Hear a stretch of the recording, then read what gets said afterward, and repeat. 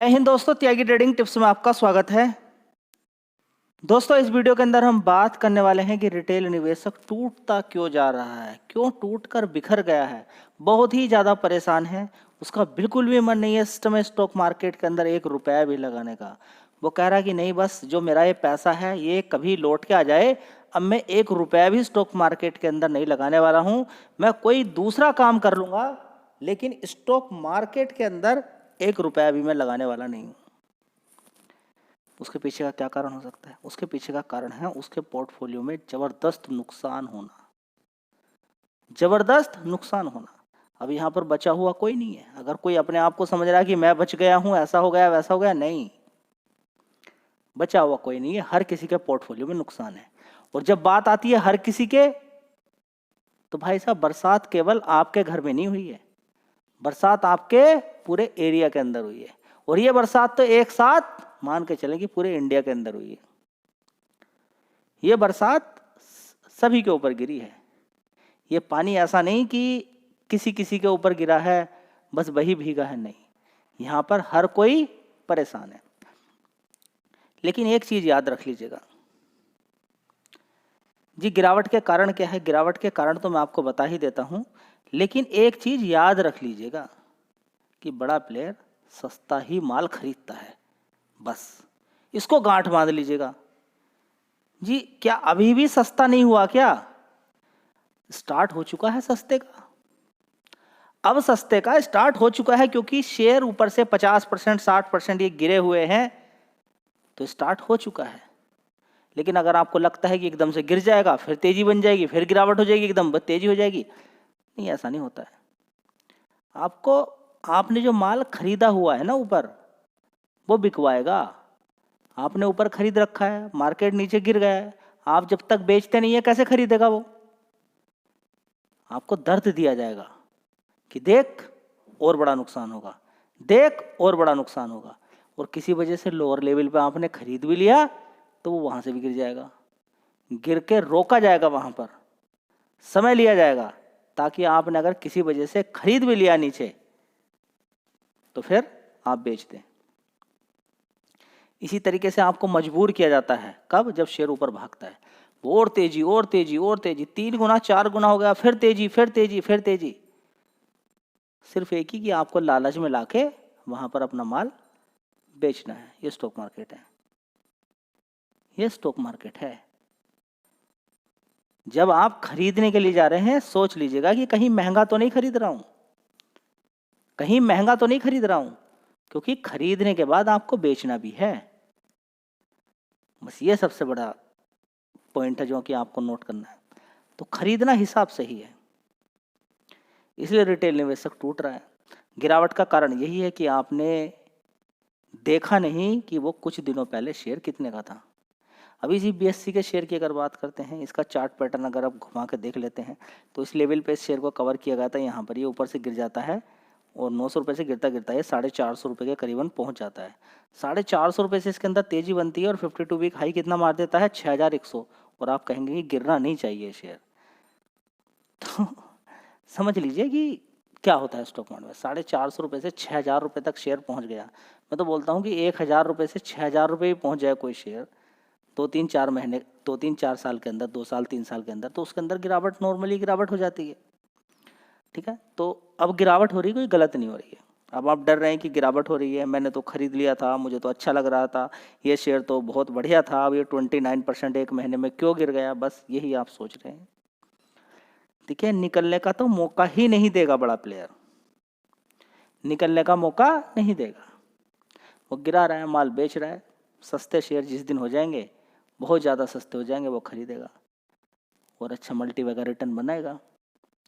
तो खरीदने का तो टाइम यही है जी। हम तो पहले ही फंस चुके, वो बात एक अलग हो गई जी। वो बात अलग कैसे हो जाएगी? अब हम तो देखिए, बीमार अगर हो तो उसका सॉल्यूशन निकाला जाता है। अगर आप यही लेकर बैठोगे कि मैं तो बीमार हूं, मैं तो मरूंगा ही, मैं तो बीमार हूं, मैं तो मरूंगा ही, तो उसका कोई इलाज नहीं है, उसका कोई इलाज नहीं। अगर बीमार है तो कोशिश करनी चाहिए, और बड़ी बड़ी बीमारियां दूर हुई हैं। बस यही एक स्टॉक मार्केट के अंदर है। देखिए, अब फंस चुके हैं, पर्टिकुलर आप नहीं फंसे हैं, न जाने कितने सारे लोग फंसे हैं। अब उसका तोड़ निकालिए। एक तो तोड़ ये है कि आप एवरेज बनाएं, एक तोड़ ये है कि एवरेज नहीं बनाता हूं, मैं कुछ बढ़िया शेयर नीचे की साइड में खरीद लेता हूं, होल्ड करता हूं। जैसे ही मार्केट के अंदर तेजी बनेगी तो जो मेरा पहले शेयर है उनके अंदर तेजी बनेगी तो नुकसान कम होगा, और जो नए शेयर खरीदे हैं बड़ी गिरावट पे खरीदे हैं उनका प्रॉफिट बनेगा तो मेरा टोटल ओवरऑल मिला के नुकसान कम हो जाएगा। एक तरीका तो ये हो गया। अगर आपने बढ़िया शेयर खरीदे हैं उनके अंदर गिरावट है तो अपनी एसआईपी जारी रखें। देखिए गिरावट पे जी पैसा बिल्कुल खत्म हो गया, वो एक बात अलग हो गई, चुप बैठी, उसका क्या सॉल्यूशन हो सकता है? पैसा नहीं है, रोने से कुछ होगा क्या? यहाँ पर मैं आपसे बोल रहा हूँ कि नहीं पैसा खत्म हो गया, एक काम करो 10,000 रुपये लाइए कोलपुट में लगा दीजिए, सारा पैसा बराबर हो जाएगा, ऐसा बोल रहा हूँ कि नहीं, ये आदत नहीं डालनी है। देखिए बन भी गए ना, बहुत सारे ऐसे लोग हैं जो कोलपुट से बढ़िया पैसा उन्होंने कमाया, अपना इतना पैसा कर लिया उन्होंने, लेकिन फाइनली रिजल्ट ऐसा निकला कि आज वे कह रहे हैं कि अगर कोई शेयर खरीदा होता हमने और उसके अंदर 50% का भी नुकसान होता तो हम तो होल्ड कर लेते, कभी तो फायदा होता उसके अंदर, एवरेज निकलता, अब नहीं 10 साल के बाद लौट का जाता पैसा। कॉल पुट इंट्राडे में गया हुआ पैसा ही लौट कर नहीं आता है, और बड़ा प्लेयर कभी भी नहीं चाहता कि आप कॉल पुट इंट्राडे के अलावा कुछ खेलें, कुछ और काम करें आप, ठीक है।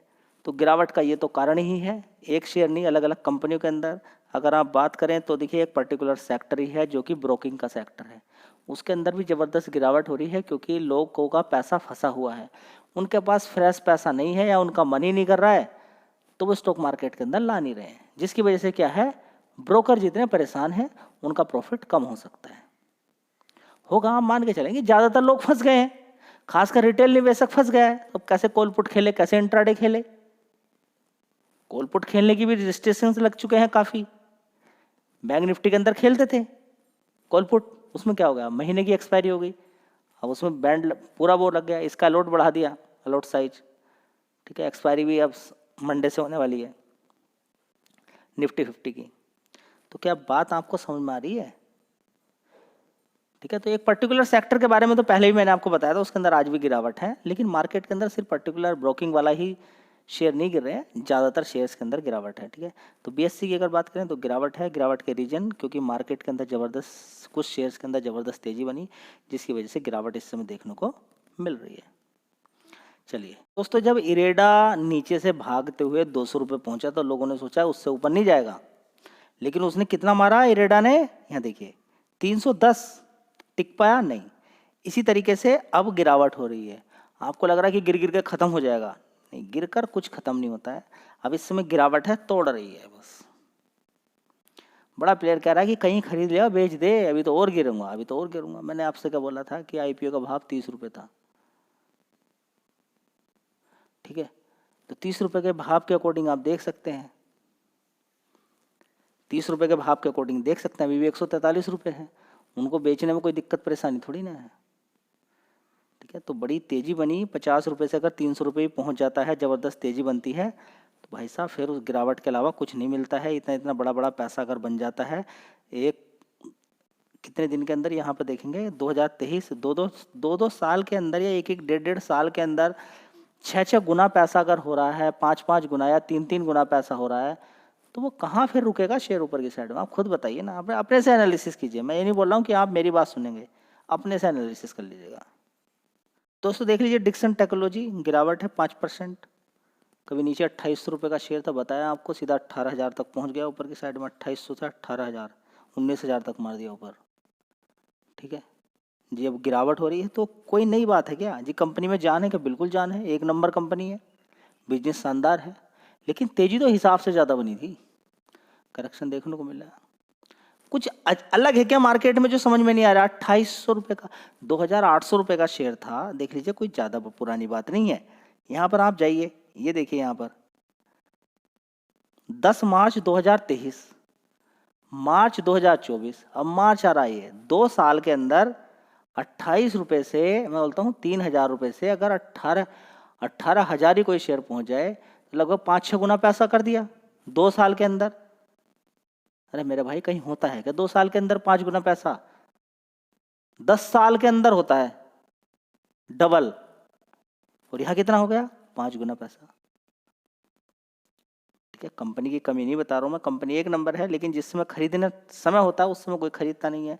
इस चीज़ को देखकर खरीदोगे कि हाँ इसके अंदर तेजी बनी, तो कोई फायदा नहीं है। शेयर है एसएमसी ग्लोबल सिक्योरिटीज लिमिटेड। तो इस शेयर के अंदर भी देखेंगे जो भी सिक्योरिटी से रिलेटेड कंपनियां उनके अंदर ज़बरदस्त गिरावट देखने को मिल रही है। ठीक है, तो बढ़िया गिरावट है इसके अंदर। तेजी भी इसी तरीके से बनी थी, देखिए 75 रुपये का शेयर था, ज़बरदस्त भागते भागते ऊपर कितना ऊपर तक पहुंच गया। ठीक है, उसके बाद अब गिरावट हो रही है क्योंकि वॉल्यूम कम हो सकते हैं, रिजल्ट्स खराब थोड़े से आ सकते हैं इन कंपनियों के। दोस्तों अगला शेयर है CDSL। इसके बारे में तो मैंने आपको बताया था कि जीरोधा, अपस्टॉक और एंजल वन, ये वाली इन कंपनियों का अगर रेवेन्यू पे असर पड़ेगा, असर का सीधा फंडा है। लोग फंस चुके हैं, पैसा नहीं है। आप खुद बताइए, आपने पिछले 2 महीने में कितनी ज़्यादा ट्रेड मारी कंपेरेटिवली 1-1.5 साल पहले के अकॉर्डिंग? जी कम है, बस यही अंतर है। पैसा नहीं है तो फिर कैसे शेयर खरीदेंगे बताइए ना? खरीद सकता कोई नहीं, उसका मन ही नहीं करेगा। इतनी बड़ी गिरावट को देखने के बाद कहाँ पैसा कोई, अगर किसी के पास है वो रुक जाएगा, नहीं लेकर आता। साइकोलॉजी के अकॉर्डिंग है सारी बातें।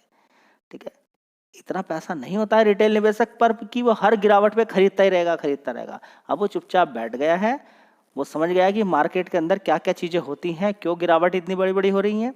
ठीक है, तो इन सारी चीज़ों से सीख लेनी है। अब क्या यहाँ पर इस गिरावट से क्या सीख मिल रही है कि गिरावट की पूरी तैयारी करके चलो। जहाँ पर शेयर खरीद रहे हो ये सोचो कि यहाँ से 50% भी गिर सकता है।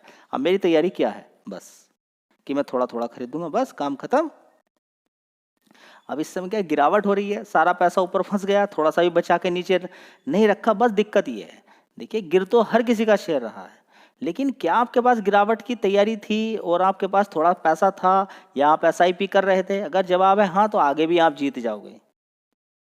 ठीक है, तो इस गिरावट का फायदा लेना था, बस और कुछ नहीं है। तो अगला शेयर है JM फाइनेंशियल लिमिटेड। इसके अंदर भी देखिए गिरावट है। इसका मार्केट कैप देखिए 8,000 करोड़ का है। हो सकता है कि कल तेजी बन जाए, जो शेयर गिरते हैं, लेकिन धीरे धीरे क्या है, आप 1 महीने का चार्ट पैटर्न देखिए, धीरे धीरे क्या है, नीचे की तरफ ट्रेंड जा रहा है। थोड़ी बहुत बीच में तेजी बनती है, फिर गिरावट हो जाती है। तो ओवरऑल मिला के जिसने होल्ड किया हो वो निकल नहीं पा रहा है। अच्छी तेजी बनी थी नीचे की साइड में, इससे भी नीचे की साइड में शेयर को कवर किया था, बहुत ज़्यादा नीचे की साइड में कवर किया था। देखिए यहाँ पर देखिए इस इन लेवल्स पे, ये लेवल देख रहे हैं 74-75 रुपये। अच्छी खासी तेजी बनी क्योंकि पूरे मार्केट के अंदर तेजी थी, इसके अंदर भी तेजी बन गई, कोई नई बात नहीं है। ठीक है, अब यहाँ पे देखेंगे 168 रुपये तक ऊपर इसने मार दिया, उसके बाद देखिए अब गिरावट है। तो होल्ड जिसने किया उसका तो कोई फायदा ही नहीं है। मार्केट ऐसा ही है जी, हम होल्ड ही ना करें तो फिर क्या है? देखिए समझना जरूरी है कि शॉर्ट टर्म में बीच बीच में तेजी बनेगी, उसमें प्रॉफिट बुक भी करना होता है। ठीक है, प्रॉफिट बुक भी करना पड़ेगा आपको। अगर आप लेकर यही बैठे हैं कि 10 गुना 20 गुना करके ही निकलूंगा, तो देखिए सारा का सारा प्रॉफिट चला गया। ठीक है, तो अच्छा प्रॉफिट बनता है, आपको लगता है कि ट्रेंड नेगेटिव हो रहा है, तो कम से कम और कुछ नहीं कर सकते हैं, तो जो पैसा लगाया वही निकाल दीजिए कम से कम। अगर मान लीजिए 1000 शेयर आपने खरीदे, तो 500 शेयर निकाल दीजिए, 500 छोड़ दीजिए, तो आपका जो मूलधन है वो निकल गया, बाकी का पड़ा रहने दीजिए। गिरावट हो गई, ठीक है, पैसा है नीचे की साइड में, फिर खरीदने का मौका मिलेगा। चलिए दोस्तों, अगला शेयर है ओला इलेक्ट्रिक मोबिलिटी लिमिटेड। अभी खबर निकल कर आई कि कंपनी के कुछ शोरूम बंद कर दिए गए हैं। तो देखिए निगेटिव जो खबर आती है उसकी वजह से शेयर देखिए टूटता जा रहा है, लगातार टूटता जा रहा है। कभी 150 से भी ऊपर 160 रुपये के आसपास शेयर होता था। हाई देखिए कितना मारा इसने, लगभग 157 रुपये। 157 से टूटते टूटते 53 रुपये 36 पैसे के आसपास रह गया। लगातार शेयर टूट रहा है, सुबह से ही देखेंगे लगातार टूट ही रहा है। बीच में थोड़ा सा रुका, फिर फाइनली टूट ही गया। कोशिश कर रहा था थोड़ा सा ऊपर जाने की, लेकिन और टूट गया फाइनली जाते जाते। ठीक है, कुछ पता नहीं है कि नीचे की तरफ और टूट जाए, टूट के नीचे 40 रुपये तक पहुंच जाए, कुछ नहीं कहा जा सकता। शेयर है, लेकिन हाँ कंपनी की अगर बात करते हैं तो बिजनेस वाइज टॉप की कंपनी है। लेकिन अगर इस तरह की चीज़ें नहीं आती हैं कि हाँ शोरूम बंद हो रहे हैं या फिर अच्छी सर्विस नहीं मिल रही है, तो इस तरह की दिक्कतें आएंगी तो फिर लोग थोड़ा सा हट जाएंगे, फिर सेल्स पर असर उस चीज़ का पड़ता है। अब देखते हैं कि किस तरह से मैनेज करती है। फिलहाल अगर देखेंगे तो अभी PLI स्कीम के तहत कंपनी को अच्छा लगभग 70-75 हज़ार करोड़ रुपये, हज़ार नहीं 75 करोड़ रुपया, 70-75 करोड़ रुपये इस तरीके से कुछ मिला है। ठीक है, कंपनी अपने धीरे धीरे शोरूम भी कुछ बढ़ाए हैं, कुछ बंद भी हो जाएंगे तो कोई नहीं, लेकिन कुछ संख्या बढ़ाई गई है। अब कंपनी देखते हैं सेल्स किस तरह से बढ़ाती है, किस तरीके से क्वालिटी आगे देती है, वो सारी चीज़ें देखने वाली हैं।